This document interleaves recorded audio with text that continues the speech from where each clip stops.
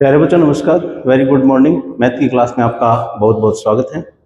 हमारा जो last time topic समाप्त हुआ था क्राउड रेसिंग का बीएससी बीएड फर्स्ट में, अब हम नया टॉपिक स्टार्ट कर रहे हैं, नया चैप्टर है और वेरी इंपॉर्टेंट है। क्वेश्चन भी इजी है, ज़्यादा साधारण से बच्चे क्या है कि आपने डेरिवेटिव पहले ऑलरेडी पढ़ रखा है, तो बस डेरिवेटिव ही है ये और कुछ नहीं है, बस इनमें थोड़ा सा फर्क है।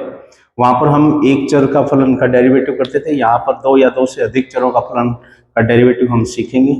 क्या होते हैं दो चरों वाले फलन, अब उनके बारे में हम डिस्कस करेंगे। तो हमारा जो नया टॉपिक है पार्शियल डिफरेंशिएशन, आंशिक अवकलन।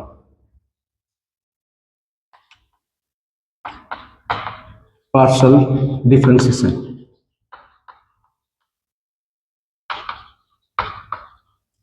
आंशिक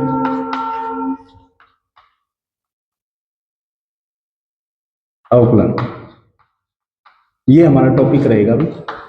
और इजी चैप्टर है, मतलब ज़्यादा हार्ड नहीं है, साधारण सा है। तो आंशिक अवकलन में क्या है, सबसे पहले हम दो चरों वाले फलन अभी पढ़ के आए थे। तो दो चरों वाले फलन के कौन कौन से होते हैं, तो सबसे पहले थोड़ा सा हम डिस्कस रिकैप कर लेते हैं कि दो चरों वाले फलन क्या होते हैं। अभी तो एक चर वाला पढ़ के आए थे हम, जैसे example y is equal to F X, तो यहाँ पर एक ही चर का फलन होता था, ठीक है। अब दो चर वाले फलन के बारे में बात करेंगे। दो चर वाले, जैसे मैं नया चर लेके और एफ है एक्स वाई, मतलब यहाँ पर दो चर आ गए। अब इसका डेरिवेटिव करना है। जब यहाँ पर डेरिवेटिव करते थे एक्स के सापेक्ष में, अब यहाँ पर जेड का डेरिवेटिव करना किसी एक चर के सापेक्ष में, ठीक है, तो वो आंशिक अवकलन कहलाएगा। बट यहाँ पर दो चर वाले फलन होते कौन कौन से हैं, तो साधारण से हम पता है कि जैसे किसी आयत का एरिया निकालते हैं तो हमें पता है उसमें दो चर होते हैं। दो कैसे, लेंथ और ब्रेथ। लेंथ भी हमें पता है कि जैसे इसमें चेंजिंग करते अवकलन करते हैं तो चेंजिंग ही करेंगे हम, तो चेंजिंग करेंगे भी, लेंथ में चेंज कर देते हैं तो हाइट में भी चेंज कर देते हैं, उसकी ब्रेथ में चेंज कर देते हैं। तो यानी ये एक्स और वाई जो चेंज होते रहेंगे, यानी एक्स लेंथ होगी वाई ब्रेथ होगी इसकी, ठीक है। तो उसमें चेंज करते हैं तो उसमें एरिया में क्या फर्क पड़ता है, तो यही चीज हमें तो देखना है। अब नया चर ए बन जाएगा एरिया। जैसे फॉर एग्जाम्पल एरिया है वो हमारे पास लेंथ इंटू में ब्रेथ होता है, ठीक है, जहां पर x क्या है, लेंथ है, और y क्या है, ब्रेथ है, ठीक है। तो ये एरिया निकल जाता है। तो इसका अवकलन करना है, यानी इसमें क्या चेंजिंग होगी जब x और y में चेंजिंग होगी। एक्चुअली में तो यही होता है डेरिवेटिव का मीनिंग, ठीक है। तो उसके बाद में जैसे दो से अधिक चर वाले फलन और कौन से हो गए, जैसे वॉल्यूम है x y और z, इसमें x हमारे पास लेंथ ब्रेथ और हाइट, x y और z है वो लेंथ ब्रेथ और हाइट, ठीक है भी, ये तीन चीज होगी। तो यानी तीन चरों का फलन होगा कौन, v। तो अब इसका अवकलन करना है हमें और देखते हैं क्या क्या इसके नियम है। नियम में यही बताएगा कि आंशिक अवकल की परिभाषा बनाएंगे, और क्या नियम बनाएगा कि हम किसी एक चर के सापेक्ष में, किसी चर का, ये नया चर है, इसका हम किसी एक के चर के सापेक्ष में इसका डेरिवेटिव करते हैं, तो बाकी जो दो चर होते हैं, दो चर है या एक चर बाकी और बच गए, तो वो कांस्टेंट माने जाते हैं, ठीक है, वो कांस्टेंट मान के चलेंगे बात। उसको हम क्या बोलते हैं, आंशिक। आंशिक नाम ही ऐसी है, अंश मतलब तीन चर है तो उनका एक अंश यानी x ले लिया, ठीक है, y ले लिया और z ले लिया, ठीक है, तो ये एक अंश के सापेक्ष में हम उसका डेरिवेटिव करते हैं, तो उसको हम क्या बोलते हैं, आंशिक अवकलन, ठीक है। देखिए अब कैसे निकालते हैं आंशिक अवकलन, इसकी क्या परिभाषा रहेगी। जैसे मैं इसके बारे में तो हम पढ़ चुके हैं, तो उसको dy अपॉन में dx लिखते थे और f डैश x, मतलब इस तरह डेरिवेटिव कर देते, तो उसको हम d अपॉन में dx से लिखते थे डेरिवेटिव। आंशिक अवकल के अलग से हम थोड़ी सी पहचान बनाएंगे कि भी उसको किससे डिनोट करें, तो उसको हम d अपॉन में dx से ना डिनोट करके करली अपॉन में करली x से डिनोट करेंगे भी। इससे थोड़ा सा पता भी लग जाएगा कि है तो derivative he, but partial derivative है, ठीक है। अब जैसे मैं ये लेता हूं कोई फंक्शन, इसका डेरिवेटिव करता हूं मैं, तो इसको d अपॉन में dx ना लिखे हम करली अपॉन में करली x के सापेक्ष में कर रहा हूं तो इस फंक्शन का, और उसको हम इससे डिनोट करेंगे यानी करली अपॉन में करली x। ये एक्चुअली में ये d ही है एक्चुअली में, ठीक है, ये डेरिवेटिव ही है। डेरिवेटिव मतलब ये मत सोचना कि भी ये अलग कोई डेरिवेटिव, नहीं, डेरिवेटिव जैसे हम करते आ रहे हैं प्रीवियस क्लासों के अंदर वही है डेरिवेटिव, बस नोटेशन में फर्क पड़ेगा।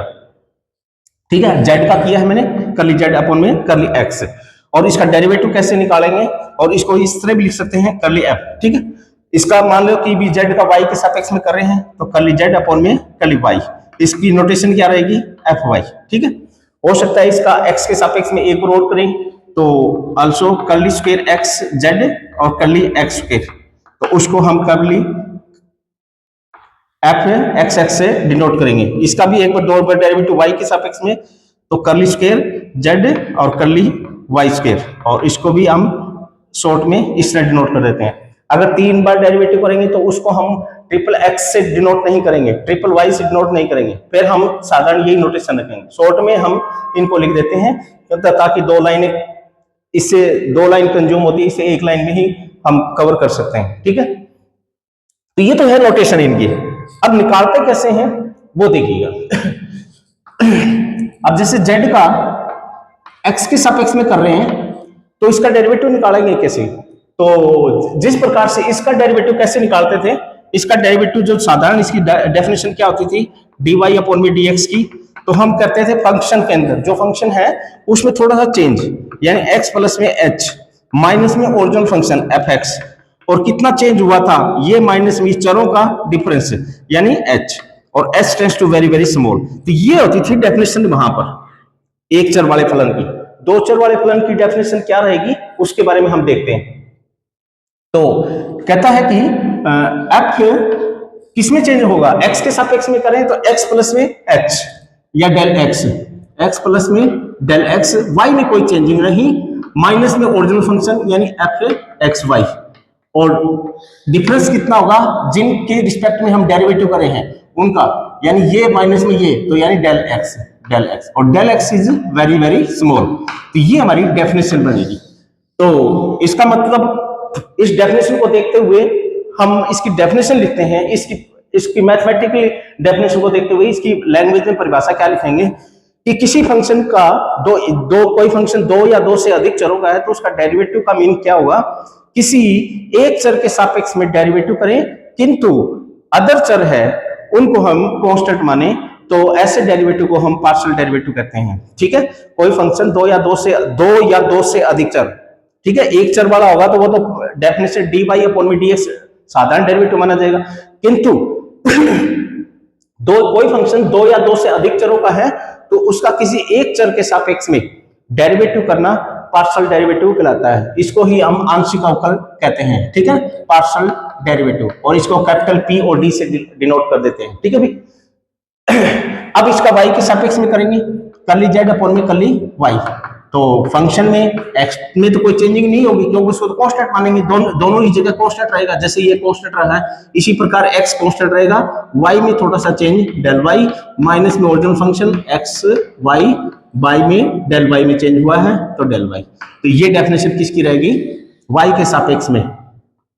ठीक है भी, तो ये होता है। अब जैसे हमारे पास 3 चरों वाला फलन कोई है जैसे v, तो इसका कर्ली v अपॉन में कर्ली x के सापेक्ष में करें तो यानी फंक्शन के अंदर थोड़ा सा चेंजिंग, इसको 1 मिनट के लिए आप ये मान लेते हैं v is equal to F X Y Z का फलन है। ठीक है, तो x के सापेक्ष में करेंगे तो एफ एक्स प्लस में del X Y as it is Z, यानी y और z को कांस्टेंट मानेंगे दोनों साइड में, माइनस में ओरिजिनल फंक्शन x y और z, और डेल x के सापेक्ष में कर रहे हैं और del x is very very small, है डेरिवेटिव ही सिंपल। ठीक है ना, बस नोटेशन में फर्क है। और क्या फर्क है इसमें, x के सापेक्ष में कर रहे हैं तो अदर चर दोनों साइड में क्या है, कांस्टेंट रहेंगे, कोई चेंजिंग नहीं है, यानी y और z में कोई चेंजिंग नहीं करेंगे, x की दिशा में ही हम चेंजिंग करेंगे। ठीक है भी, तो ये पार्शियल डेरिवेटिव होता है। कई बार क्या होता है वहां पर भी मिक्स डेरिवेटिव करते थे। अब फंक्शन का कहता है कि किसी और चर के सापेक्ष में करते हैं, तो इसका मतलब ये है कि इसमें दो चर हैं तो एक डेरिवेटिव हमने निकाल चुके हैं, इसका x के सापेक्ष में और करें तो उसकी नोटेशन क्या रहेगी, जैसे इसका मैं y के सापेक्ष में कर रहा हूं तो कर्ली स्क्वायर z डेरिवेटिव तो सेकंड ही होगा, और कर्ली y और कर्ली x। ठीक है, तो इसको मैं क्या लिखूंगा, x और y। ठीक है, ये नोटेशन रहेगी। और इसी प्रकार इसका करेंगे कर्ली स्क्वायर जेड और कर्ली पहले एक्स और कर्ली वाई, वाई तो पहले कर चुके हैं, एक्स के साथ में और करें तो एफ है वाई एक्स। ठीक है, ये नोटेशन है। उसके बाद में हाइयर जो ऑर्डर के डेरिवेटिव है उनकी नोटेशन हम यही रखेंगे। ठीक है, यही रखेंगे। ये तो पार्शियल डेरिवेटिव की डेफिनेशन। अब हम थोड़ा सा इसका ज्योमेट्रिकल मीनिंग और कर लेते हैं एक लाइन के अंदर, क्या मतलब है इसका, क्या डिनोट करता है ये एक्चुअली में।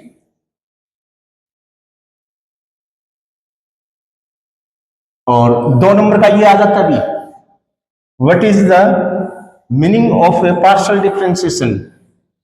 ठीक है, geometrical meaning, what is the geometrical meaning of A partial derivative. तो पार्शियल डेरिवेटिव का ज्योमेट्रिकल मीनिंग क्या होगा। अब जैसे हमारे पास ये है कोई एक धरातल है, क्योंकि हमें पता फंक्शन दो चरों का हम लेते हैं कि z is equal to F X Y. ठीक है, तो z नया चर आ गया और ये देखिए ये x हो गया, ये z हो गया, ये y होगा। तो कोई धरातल के अंदर कोई भी हमारे पास धरातल हमारे पास जैसे ये मान लिया, तो हम इसका x के सापेक्ष में कर रहे हैं। अब तो ये फंक्शन किस चीज का होगा, x y z का। ठीक है ना, क्योंकि तीनों ही चर मिलेंगे यहाँ पर। तो f है x y और z इज इक्वल टू 0, यानी इसको इधर लेके चले जाएंगे और इज इक्वल टू 0, तो ये फंक्शन x y z तीन चरों का माना जाएगा। ठीक है, तो कहता है ये इसका सरफेस है, उसका समीकरण ये है। तो डेरिवेटिव हम जैसे पार्शियल कर रहे हैं z का, कर्ली z अपॉन में कर्ली x, x के सापेक्ष में कर रहे हैं, यानी तो मीनिंग क्या रहेगा। तो देखिएगा अभी हमें जानते हैं कि भी दो चर तो कांस्टेंट रहेंगे वहां पर, तो इसमें जो y और z x के सापेक्ष में करेंगे तो y के अंदर चेंजिंग होगी, x के अंदर चेंजिंग होगी, यानी इस धरातल के अंदर x के अंदर चेंजिंग होगी, बट वो y के अंदर कोई भी चेंजिंग नहीं होगी। तो देखो हमें पता है कि x के अंदर चेंजिंग होगी, तो देखो ध्यान से कि x में x चेंज होता रहेगा, बट ना ही तो y और ना ही इधर आएगा। इधर मतलब ये y एक्सिस है, इधर मान लिया मैंने, तो ना ही तो ये इधर आएगा और ना ही उधर जाएगा और ना ही ऊपर जाएगा, सिर्फ x एक्सिस की दिशा में गमन करेगा। ठीक है ना, उसमें ही चेंजिंग होगी, कम या ज्यादा। डेरिवेटिव का मतलब तो यही होता है, कम होना या ज्यादा होना। ठीक है, भाई किस रेट से वो चेंज हो रहा है x एक्सिस। ठीक है, तो ये क्या डिनोट करेगा। अब ये ध्यान से देखिए, इसके धरातल की बात कर रहा हूं मैं, तो धरातल के ऊपर कहता है कि कोई धरातल था मान लो, तो इसके ऊपर जो सरफेस है इसका, जो जैसे ये गोला लिया मैंने, तो इसकी एक्स की दिशा के अंदर जो भी चेंजिंग होगी उसको ले रहे हैं हम, यानी तो वो क्या रिप्रेजेंट करेगा, वो तो एक धरातल सा बनेगा, मतलब एक्स एक्सिस की दिशा में, यानी उसको सरफेस के ऊपर मतलब एक्स एक्सिस की दिशा में जिसके सारे बिंदु है ना चेंज होते रहेंगे, तो यानी एक धरातल बनेगा, एक धरातल प्लेन सा बनेगा। तो यानी वो तो क्या होगा, वो हमेशा जैसे यहां से चलेगा चेंज होता रहेगा और यहां से चलेगा या फिर कम होता रहेगा, तो चेंज होगा। तो इसका मतलब ये हुआ कि उसके अंदर एक ही दिशा में चेंजिंग हो रही है, एक ही दिशा में चेंजिंग हो रही है, तो यानी इसका मतलब एक टेंजेंट की फॉर्म में बात कर सकते हैं हम, क्योंकि एक ही चर के सापेक्ष में कर रहे हैं, तो वो टेंजेंट जैसा महसूस होगा। तो इसको हम क्या कह सकते हैं, यानी जैसे एक लाइन बनी है, तो यानी ये टेंजेंट की फॉर्म में बनेगी। तो इसका मतलब ज्योमेट्रिकल मीनिंग इसका क्या रहेगा कि यह एक स्पर्श रेखा को डिनोट करता है, जिसकी दिशा में हम, जिसके रिस्पेक्ट में हम डेरिवेटिव करें, उसकी दिशा में एक स्पर्श रेखा को डिनोट करेगा। ठीक है भी, तो ये इसका ज्योमेट्रिकल मीनिंग था। संकेत आपको पता लग ही गया है। अब हम इसके थोड़े से क्वेश्चन, अच्छा एक बात और ध्यान रखना कि इसमें एक पॉइंट और आया है, कोई ये फंक्शन है कर्ली z अपॉन में कर्ली x, और उसका y के सापेक्ष में एक और कर देते हैं, जैसे y के सापेक्ष में और कर दिया बाद में। ठीक है, क्या ये बराबर रहेगा कर्ली स्क्वायर z और कर्ली x और कर्ली y। यहां पर थोड़ा कंफ्यूजिंग हो जाएगा हमारा, तो क्या ये बराबर रहेगा, हमें पता नहीं लगेगा पहले x के सापेक्ष में है कि या y के सापेक्ष में है। ठीक है, एक्चुअली मीनिंग तो इसको देखा जाए तो इसको इस तरह लिख सकते हैं लेफ्ट साइड को मैं ऐसे लिख रहा हूं, यानी पहले तो उस फंक्शन का z का x के सापेक्ष में किया, फिर मैं y का कर रहा हूं। तो लिखने का बात ये आई है कि सबसे पहले x के सापेक्ष में है ये डेरिवेटिव और फिर y के सापेक्ष में है। इसमें क्या है, इसको दोबारा लिखिए इसको, तो कर्ली y में कर्ली x और कर्ली z अपॉन में कर्ली y। तो पहले तो z का y के सापेक्ष में किया था और फिर उसका हम x के सापेक्ष में कर रहे हैं। ठीक है, ये मीनिंग है, तो इसमें कंफ्यूज मत होना। बट ये क्या बराबर होंगे, एक्चुअली में ये तभी बराबर होंगे अगर ये z फंक्शन है ना कंटिन्यू है, ये मस्ट है। अगर ये फंक्शन कंटिन्यू है, ब्रेकअप नहीं है किसी पॉइंट के ऊपर, तो ये फंक्शन हमेशा ही क्रम विनय करेगा। क्रम विनय मतलब आपको पता ही है, A B is equal to B A होना, मल्टीप्लाई के अंदर है तो ऐड के अंदर ए प्लस में B is equal to B plus में ए होना, तो उसको हम क्रम विनय बोलते हैं। तो ये तभी होगा क्रम विनय जब ये फंक्शन z है ना, जिसका हम डेरिवेटिव कर रहे हैं, वो कंटिन्यू हो। ठीक है, ये बात ध्यान रखना, 1 नंबर का क्वेश्चन कंपटीशन में बन सकता है। चलिए हम एक क्वेश्चन करते हैं पार्शियल डेरिवेटिव का, और डेरिवेटिव हमने वैसे ही करने साधारण जो हम करते आ रहे हैं, कोई अलग नहीं करना, डेरिवेटिव वैसे ही करने हैं। तो एक फंक्शन लेते हैं, रिपोर्टेड है और क्वेश्चन ये रिपीट होता है। क्वेश्चन है u इज इक्वल टू, नया चर नाम देंगे, ये ध्यान रखना कि कोई फंक्शन 2 चरों का है तो कोई तीसरा चर से उसका फंक्शन को डिनोट कर सकते हैं हम, तीसरे चर से, एक्स स्क्वायर और टेंजेंट इनवर्स y अपॉन में x माइनस में y स्क्वायर और टेंजेंट इनवर्स x अपॉन में y। ये हमारे पास क्वेश्चन है भाई, और u से डिनोट किया है, x और y का फंक्शन है ये, तो यानी ये function u is equal to कैसा दिखाई दे रहा है, एक्स वाई, इस तरह का दिखाई दे रहा है, और हमें इसका डेरिवेटिव निकालना, और निकालना क्या है, उसका निकालना है curly square u curly y curly x curly y, यही बोला हुआ। हाँ, ये निकालना भी हमें, तो मतलब क्या इसका, कर्ली y में कर्ली x और कर्ली y में u y में कर्ली y। एक्चुअली में सबसे पहले u का y के सापेक्ष में करेंगे और फिर उसका x के सापेक्ष में करेंगे, जो ये निकाल चुके हैं उसका फिर x के सापेक्ष में करेंगे। ठीक है, तो देखते हैं, तो नाउ कर्ली u अपॉन में कर्ली y। तो मैंने अभी बोला था कि डेरिवेटिव वैसे ही करना है जो प्रीवियस क्लासों के अंदर हम पढ़ चुके हैं। ध्यान क्या रखना है कि अगर हम y के सापेक्ष में कर रहे हैं तो दूसरा चर बच चुका है, वो कांस्टेंट मानना है, तो यानी x स्क्वायर कांस्टेंट है, यहाँ पर x स्क्वायर कांस्टेंट है। अब इसमें y है तो tan इनवर्स का 1 अपॉन में 1 प्लस में x, ये सारा x मानेंगे, y अपॉन में x का होल स्क्वायर। अब इसका डेरिवेटिव करेंगे, इसका डेरिवेटिव करेंगे y के सापेक्ष में, तो x तो कांस्टेंट है, तो y का करेंगे तो 1 बाई में x। ठीक है भाई, बात समझ में आई? चलिए आगे प्लस में, अब हमें पता y के सापेक्ष में करें, y इसमें भी है और इसमें भी है, u इंटू v फॉर्म, तो u इंटू v फॉर्म है, तो y square as it is कर देते हैं 1 मिनट के लिए, और इसका डेरिवेटिव करेंगे, tan का करेंगे तो 1 बटे में 1 प्लस में x अपॉन में y और उसका स्क्वायर, और फिर किसके सापेक्ष में करें, हम y के सापेक्ष में कर रहे हैं, तो यानी y तो नीचे है, x कांस्टेंट है, तो x अपॉन में y का स्क्वायर माइनस में। ठीक है, उसके बाद में ये एज इट इज प्लस में tangent inverse y x upon में y एज इट इज, और y स्क्वायर का करेंगे तो y का y के सापेक्ष में करेंगे तो 2y, और ये ब्रैकेट बंद। ठीक है भाई, अब इसको थोड़ा सा सॉल्व कर लो, एक x कैंसिल हो जाएगा, एक x कैंसिल हो जाएगा, x स्क्वायर इसका अलग अलग करो तो x स्क्वायर और x स्क्वायर ऊपर, और x इंटू में x स्क्वायर इंटू में x कितना हो जाएगा, फिर x की 3 और x स्क्वायर प्लस में y स्क्वायर। ठीक है भाई, बात समझ में आई है? तो इसका मतलब देखो, इसको थोड़ा सा सॉल्व करेंगे तो हम क्या है, इसका एलसीएम निकालेंगे, ये x इससे कैंसिल हो चुका होगा और एलसीएम लेके, और ये बनेगा माइनस में। अब इसका भी एक काम करो, ये एक टर्म है, इसमें y स्क्वायर हो गया और नीचे x स्क्वायर y स्क्वायर ऊपर, y स्क्वायर से y स्क्वायर कैंसिल हो जाएगा, तो माइनस का x y स्क्वायर बाई में x स्क्वायर y स्क्वायर। ये अब थोड़ा सा ध्यान से कर लेना भाई, माइनस फिर माइनस हो जाएगा, माइनस का 2y और टेंजेंट इनवर्स x अपॉन में y। ठीक है भाई, इसको थोड़ा सा आप मॉडिफाई कर सकते हैं, इसमें कॉमन ले सकते हैं, एक तो x कॉमन आ जाएगा और नीचे x स्क्वायर y स्क्वायर, तो क्या बनेगा यहाँ पर x स्क्वायर माइनस में y स्क्वायर और बटे में x स्क्वायर प्लस में y स्क्वायर, और माइनस में 2y tangent inverse x upon में y। ठीक है भाई, और ये माइनस का नहीं चल रहा था क्या? ठीक है, चलो भाई ये बन चुका है, ये क्या आ गया, कर्ली u अपॉन में कर्ली y। अब इसका क्या करना है, पहले y के सापेक्ष में कर दिया, अब हम x के सापेक्ष में करेंगे। एक मिनट देखना भाई, थोड़ा सा कोई गलती तो ना हो जाए,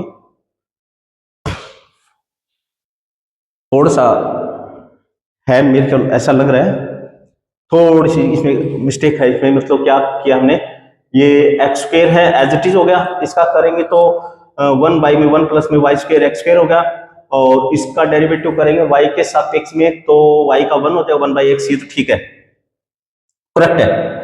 अगला देखते हैं माइनस में, या फिर क्वेश्चन तो गलत तो नहीं लिख दिया ना, माइनस में वाई स्क्वायर और 10, ठीक है क्वेश्चन तो ठीक है। अब Y square as it is, इसका करेंगे तो हाँ 1 बाई में 1 प्लस में एक्स स्क्वायर वाई स्क्वायर, ठीक है, और फिर उसके बाद में x1 में y, माइनस में x तो एज इट इज हो गया 1 बाई वाई का, माइनस में 1 बाई वाई स्क्वायर, ठीक है, फिर प्लस में ये एज इट इज होगा 2y होगा, सही है। तो अब थोड़ा सा इसको और देखते हैं, इसको एलसीएम वगैरह देखते हैं, एक्स स्क्वायर और वाई स्क्वायर, एक्स स्क्वायर ऊपर चला जाएगा, ठीक है, एक्स स्क्वायर ऊपर चला जाएगा तो इसमें क्या होगा, एक एक्स इसलिए कैंसिल हो गया तो एक्स की 3 हो जाएगा, ठीक है, ये तो एक्स की 3 एक्स स्क्वायर वाई स्क्वायर, ठीक है, माइनस में अब माइनस, ओ सॉरी ये गलती कर रखी हमने यहाँ पर माइनस था और यहाँ पर माइनस, माइनस माइनस में प्लस में, तो ये प्लस का बढ़ चुका अभी, ठीक है, ये गलती कर रखी थी हमने, ठीक है भाई, और तो ठीक है सारा, ये माइनस का ये सही है, ये प्लस का बढ़ना था और ये फिर कैंसिल हो जाएगा, तो ये क्या बन जाएगा x माइनस में 2y tangent inverse x upon में y, कर्ली u अपॉन में कर्ली y। अब हमें क्या करना है इसका x के सापेक्ष में, अगेन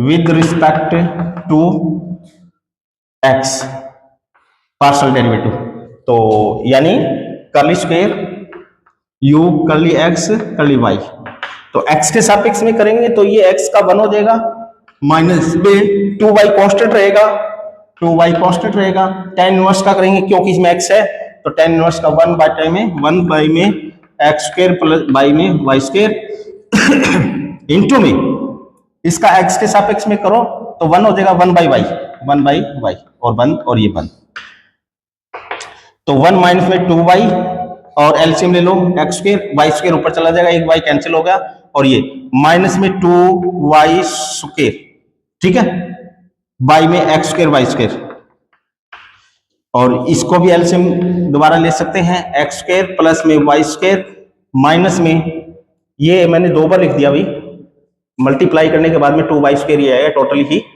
टोटल ही 2y स्क्वायर आएगा, तो माइनस माइनस में प्लस में, तो x square y square plus में 2y स्क्वायर, ये माइनस भी ठीक है, हाँ, तो 2y स्क्वायर और बाई में x स्क्वायर और y स्क्वायर, ये क्या हो जाएगा x स्क्वायर माइनस में x स्क्वायर माइनस में y स्क्वायर और x स्क्वायर प्लस में y स्क्वायर, तो ये हमारा फाइनल आंसर रहेगा भाई, ठीक है।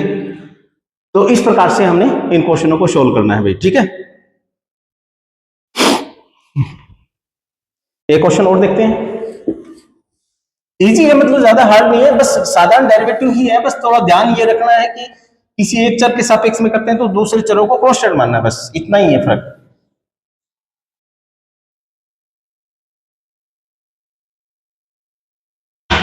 क्वेश्चन 2, ये भी बहुत बार रिपीट हुआ अभी एग्जाम के अंदर, x की पावर x, y की y और z की z is equal to c constant है, सिद्ध कीजिए, prove that at point x is equal to y is equal to z पर उसका डेरिवेटिव है 2 बार किया हुआ है, किसका, z का, और x और y वो आएगा माइनस का 1 बाई में x log of e x, ठीक है, ये हमें सिद्ध करना है।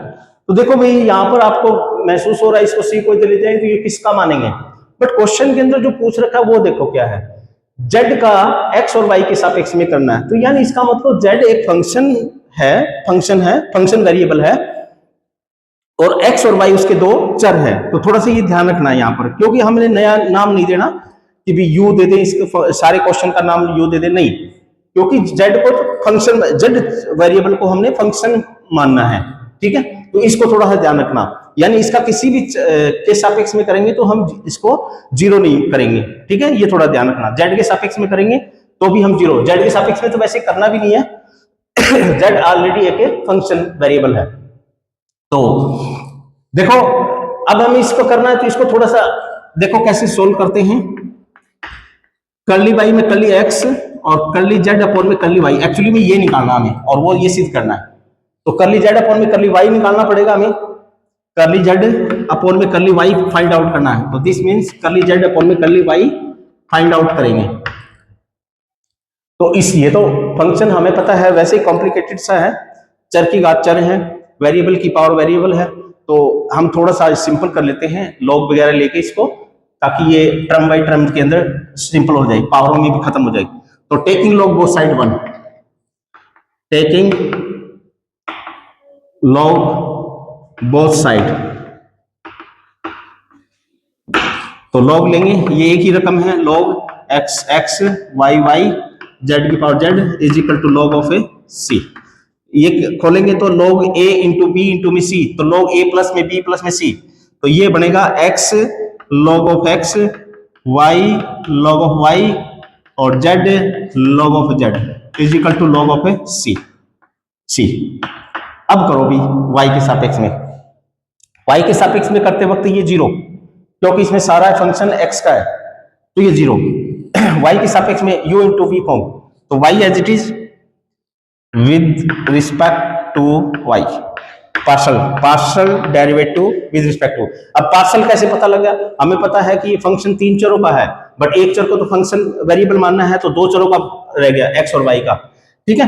तो 2 चरों का है, तो यानी पार्शल नोटेशन में करली बाई करली x या करली बाई लिखना पड़ेगा हमें। तो y एज इट इज हम y के सापेक्ष में कर रहे हैं इसका, तो y as it is log का y का 1 बाई वाई, और y का y के सापेक्ष में कर रहे हैं, तो यानी 1, ठीक है, y का 1 हो जाएगा प्लस में। अब z का क्या करें, y के सापेक्ष में, क्या इसको कांस्टेंट मान? नहीं, क्योंकि इन्होंने कह रखा है कि z एक फंक्शन वेरिएबल है, फंक्शन वेरिएबल है तो इसको कांस्टेंट नहीं मान सकते, क्योंकि z है x और y पे डिपेंड है। तो z एज इट इज और log का 1 बटे में z, और z का हम क्या कर रहे हैं, z का हम y के सापेक्ष में, तो करली z अपॉन में करली y प्लस में, और log z as it is और z का करली z अपॉन में करली y, और इसका 0 क्योंकि कांस्टेंट है ये। अब इसको थोड़ा सा मॉडिफाई करते हैं, तो ये 1 आ गया, 1 प्लस में, और ये भी 1, करली z अपॉन में करली y log z करली z अपॉन में करली y इज इक्वल टू 0। इसको सही करो, करली z अपॉन में करली y कॉमन निकाल दो, कॉमन निकालेंगे तो 1 प्लस में log z बचेगा, और इसको इधर ले जाएंगे, तो यानी ये हो जाएगा माइनस का और 1 बटे में log z, ठीक है भी। इतनी बात समझ में आई? इतनी बात देख लो भाई।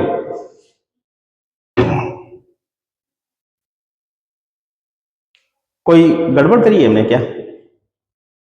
हमें y के सापेक्ष में कर रहे हैं, y एज इट इज, एक गलती कर दी भाई हमने यहां पर, फिर थोड़ी सी गलती है, y as it is log y का 1 बाई, अब log y as it is मैं आगे लिख देता हूं भाई, log y as it is और y का 1, ये और रह गया फालतू, ठीक है। तो यानी ये 1 हो गया और log y, तो ये चीजें उधर चले जाएगी, तो बस ये थोड़ा सा हमने फिर गड़बड़ करी है, तो माइनस का 1 प्लस में log y, 1 प्लस में log और y और आएगा। अब इसका हमने क्या निकालना पड़ेगा, इसका हमने अब x के सापेक्ष में निकालना है, x के सापेक्ष में और करना है, x के सापेक्ष में करेंगे u बटे v फॉर्म, बट उसमें एक चीज की जरूरत और पड़ेगी, चलो वो बाद में देखेंगे, हम अभी नहीं करेंगे। तो अगेन इसका नाम दे दो, again to with respect to x के सापेक्ष में करेंगे तो u बटे v फॉर्म है, तो करली स्क्वायर z करली x करली y, ठीक है भी। तो इसका स्क्वायर हो जाएगा नीचे 1 प्लस में log z का स्क्वायर, और वैसे भी ऊपर हमें पता है कि ये y का फंक्शन x के सापेक्ष में कर रहे हैं, तो ये तो कांस्टेंट रहेगा वैसे भी, ठीक है। तो अगर ऊपर कांस्टेंट रकम है और नीचे कोई वेरिएबल फंक्शन है, तो इसका डेरिवेटिव कैसे निकालते हैं, माइनस में एक माइनस हम लगाएंगे, और नीचे वाले का ऊपर जाके डेरिवेटिव नीचे का होल स्क्वायर, बस साधारण सी बात है, ऊपर वाला u का u रख दो, तो प्लस का हो जाएगा ये, तो प्लस का हो जाएगा, तो 1 प्लस में log y कांस्टेंट था, और नीचे वाले का ऊपर जाके डेरिवेटिव, इसका डेरिवेटिव, तो ये 0 हो जाएगा इसका, तो log z का 1 बाई में z और z का कर्ली z अपॉन में कर्ली x के सापेक्ष में करें, ठीक है। एक तो माइनस हमें लगाना है और एक माइनस इसमें ऑलरेडी था, ठीक है भी, क्योंकि ऊपर कांस्टेंट रकम है। 1 बाई में फंक्शन, देखो 1 बाई में कोई फंक्शन है तो इसका डेरिवेटिव करते हैं तो क्या करते हैं, नीचे का वाले का स्क्वायर और नीचे वाले का ऊपर जाके डेरिवेटिव और एक माइनस ये, ठीक है। तो यही किया मैंने। तो 1 बाई में z और 1 प्लस में log y और कर्ली z अपॉन में कर्ली x और 1 प्लस में log ऑफ z। ले, अब मैं बता रहा था वो क्या बात थी कि इसका y के सापेक्ष में करके लाए हैं, अपनी अलग से x के सापेक्ष में भी करेंगे भी, ठीक है, वो वहां पर वैल्यू पुट करेंगे फिर। तो अब हम क्या करेंगे, इसी क्वेश्चन का ये जो है इसी क्वेश्चन का हमें एक बार x के सापेक्ष में और करना है। x में सापेक्ष में करोगे ना तो बस कुछ नहीं है, ये नीचे ही आएगा, बस यहाँ पर y है तो x आ जाएगा, बस इतना ही फर्क है। तो मैं ऐसे लिख देता हूं क्योंकि कर्ली z अपॉन में कर्ली x क्या रहेगा, माइनस का 1 प्लस में और log ऑफ x और 1 प्लस में log ऑफ z, ये रहेगा। तो ये वैल्यू यहाँ पे पुट कर दो, तो 1 बाई में z और 1 प्लस में log y और ये माइनस का है, ये माइनस आगे लिख देगा 1 log x और ये स्क्वायर था और एक ये और आ जाएगा नीचे, तो 3 पावर हो जाएगी log z की पावर 3। तो ये बना भी हमारे पास, बट अब एक कंडीशन लगा रखी है, जब x y is equal to z है तो ये ले आए, तो हमें पता सारा क्वेश्चन का आंसर है वो x में है, तो जहां पर भी y दिख रहा है, जहां पर भी z दिख रहा है, वहां पर आप x पुट कर दोगे, तो यहां पर भी x पुट कर दो, यहां पर भी x पुट कर दो, तो यहां पर भी x पुट कर दो, तो माइनस का 1 बाई में x और 1 log, ये फिर डबल हो जाएगा log ऑफ x का होल स्क्वायर और 1 प्लस में log ऑफ z और इसकी पावर 3, तो ये स्क्वायर कैंसिल हो जाएगा और ये क्या हो जाएगा, माइनस का 1 बाई में x और 1 प्लस में log ऑफ z, नहीं भाई x हो जाएगा, x ये बचेगा, बस नजदीक है हम, ये मल्टीप्लाई में है, बस कुछ नहीं है, बस थोड़ा सा ये दिखाना। अब हमें जानते हैं कि 1 की जगह मैं क्या लिख सकता हूं, log e लिख सकता हूं, क्योंकि हमें e की फॉर्म में लाना है, ठीक है। तो 1 की जगह माइनस का 1 बाई में x और log e, log 10 भी रख सकता हूं बट हमें 10 नहीं चाहिए, और log ऑफ x, ठीक है, और माइनस का 1 बाई में x और log a plus log b, log a into में b, तो log ऑफ ex, और यही हमारा फाइनल आंसर होगा, ठीक है भी। तो इस प्रकार से हमने पार्शियल डेरिवेटिव करने हैं, तो बस आज के लिए इतना ही, और ध्यान से पढ़ना भी इनको, पार्शियल डेरिवेटिवों को, थोड़ा सा कुछ नहीं, इजी है, साधारण डेरिवेटिव है। तो thank you for watching video, धन्यवाद।